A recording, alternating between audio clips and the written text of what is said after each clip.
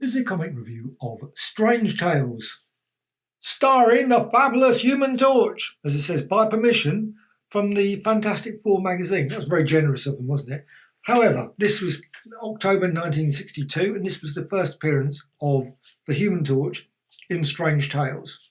And he's against a character very originally called Destroyer. Now, this issue, you can see, suffers pretty badly from very chipping, a lot of chipping, and also obviously some taping down the side. Obviously very poor, tatty condition. Had it for many, many years. It's not bought originally. I'm certain if I had bought the copy back in 62, it would have actually probably been slightly better condition at this point. However, this actually was sold distributed in the UK, so it's definitely a UK, and obviously you got the UK price as well. So you've got the story starts here, Human Torch there. And sorry if it falls apart and I'm actually opening it and reading it, well, that's going to happen. I've actually found quite a few chippings and bits and pieces from the magazine on the floor. So, you've got that first page, and you've got, of course, introduction to this community has become really popular since it became known that the Invisible Girl lives here. And obviously, I'm not certain why they introduced this, why they just didn't have the stories like Baxter Building, and it was like near enough an attempt to be like Superboy kind of thing, have Smallville kind of thing, just have the character go off into this place. Now, Invisible Girl, they even had to put Susan Storm saying that Human Torch sister, fellow member of the Fantastic Four. 4 of Johnny's schoolmates did know his identity, but they have graduated from high school, sort of added complexity to the story. Why? However, since everyone knows who he was, I mean, clearly you can see who he is. I mean, it's not difficult to see. However, you got, of course, I love the introduction here. You've got the, obviously, a little bit of background. You get the recap of the origin of the Fantastic Four, which is always quite nice. And also you get a little introduction to his bedroom and house, etc. And I love all the bookcase holds books on controlled pyrotechnics, etc. Files containing case histories of super criminals. Very useful to keep in a house like that. And then, so the villains would have had a great field day if they got into this place, though it would have to avoid the bed. Asbestos bed. Not very good. Anyway, I'm certain Reed Richards' asbestos bed was amazing and was no risk to anyone.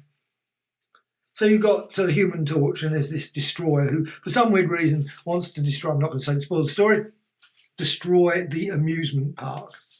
And you got, the thing is I love about this one, and this was the thing with a lot of these Human Torch stories, a bit similar to like the Ant-Man ones as well.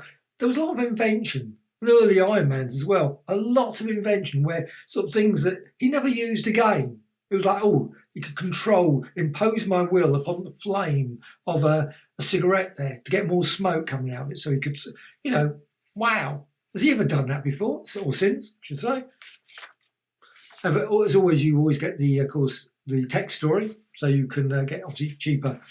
I assume that was the case. Obviously, being in the UK, no idea about that. So, but he's got again. He's thrown up lots of these fireballs into the air. Obviously, would probably attract people attention. Oh, fireballs flying all around the place. I think I would probably be thinking that's a bit risky, but. And you've also got the good old thing pops up as well in the story. And I love the fact that they did in chapters as well. And also I always enjoy in these things, V846, they always put the job code, something that they don't do nowadays, but it's always just love that job code. And you've got, of course, he doesn't want to reveal his identity, so he comes running out and says, oh, I spotted him going off that way, the Human Torch or whatever.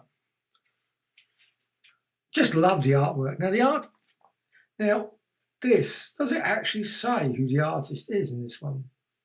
This is one, quite often a lot of these early stories, they didn't always, no. Strange that. Well, it certainly does not reveal the names of the writers, and nor does it on this one as well. Very strange. Anyway, of course, all solved at the end. I really genuinely enjoyed these Strange Tales. These great. I've got a couple of issues. I haven't got many. But I love the Human Torch with these things. They were quirky. They were really odd. They were fun. I say like the Ant-Man ones, like a lot of the early Marvel ones. They had a certain fun. Nowadays it's very dark, very serious. There's obviously still fun in there, but this was just, they were just oddball back then. They really sort of threw the kitchen sink into the stories, and I love the adverts as well. the adverts in these old issues, which is something, of course, you always miss when you get them in Epic collections. Epic collections, I think, when I get them, I love the quality of Epic collections. You can get Epic, and I suspect the Epic collection, well, if I compared, so is much nicer than the original. Really, so much cleaner, so much nicer. Certainly in my copy anyway. I mean, obviously, I expect if you had a super mint issue, then you might think otherwise. But for me, I think that's fairly much nicer quality than, but of course you don't get the book smell. Yeah, maybe not. Probably not a good idea either sometimes. Impossible Spaceship. And now this is another one. Don Heck. I'd love to see a brilliant omnibus of Don Heck. Now they brought out one recently of Kirby, Steve Ditko. Why not Don Heck? Don Heck should have an omnibus edition. Actually, lots of people should. Bill Everett should have a massive omnibus edition because there were so many of these great little stories. Now, I know many of these have been reprinted over time, so there's been collections, obviously, of the Strange Tale Marvel Masterworks. Now, I would love to see those in Epics as well, but that's a different story. And you've got this really good science fiction story, obviously, of this spaceship and no way. I mean, it's so been done many times before and probably since, but it's still pretty good. Still good yarn. And I love the artwork. I love Don Heck's work. And then you got onto this one, and this is, of course, Ditko. And you've got the story there. The obviously text story continued on.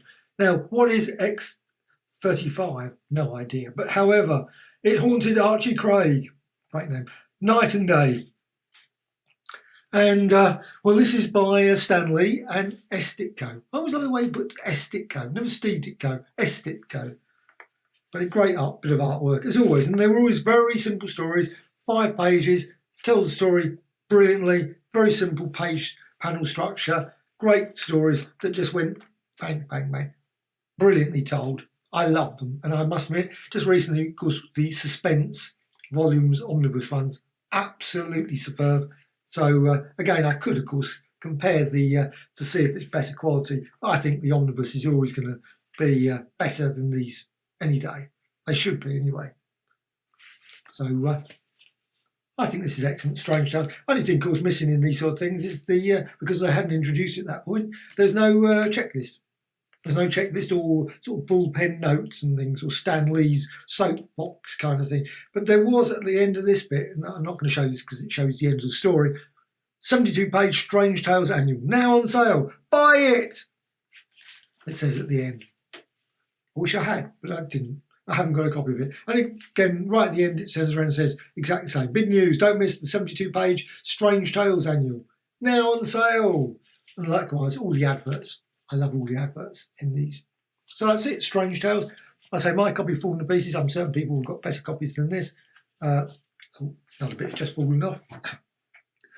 Eventually, at some point, there will be no issue. I'll be holding just a piece of little paper. It will just fall to pieces. But thoroughly enjoy these old issues of Strange Tale, and and I love a sort of tatty old comic any day. Much more enjoyable than sort of mint conditions and ones that are things, because you can sort of and if you rip it by accident, and I quite often do, it's not like the end of the world. You think, oh, another bit of it falls off. So that's Strange Tales 101, first appearance of the good old Human Torch. Well, first appearance on his solo issues, I should say. Why they didn't introduce stories with, and I would have done that first, of course, it would have been much better. Reed Richards' next issue. Human Torch, then maybe a couple of Human Torch stories, and then Reed Richards, then Sue Storm. Sue Storm was the best character in the Fantastic Four. Why didn't she have her own comic book in this Strange Tales? It would have been brilliant. What a weird title, Strange Tales, for the Human Torch. But still, they didn't. And of course, we got these brilliant things. And sadly, of course, the series ended, and then we ended up with, of course, a brilliant series after that, Nick Fury and the Agent of S.H.I.E.L.D. But I did thoroughly enjoy these Human Torch stories.